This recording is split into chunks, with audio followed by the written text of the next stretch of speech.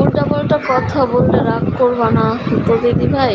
তুমি আমার বড় বোনের মতো, আমার বড় বোন নাই, আমি একা, আমার ভাইও নাই, আমি একা একা, আমি একা এক বাপের এক। ও আচ্ছা ঠিক আছে, no no no no problem, বলো তুমি জান্নাত, নো প্রবলেম, অসুবিধা নাই, তুমি বলো। রাগ করবো কেন শোনা, বলো তুমি, তুমি কি জানতে চাও, কি বুঝতে চাও, বলে ফেলো।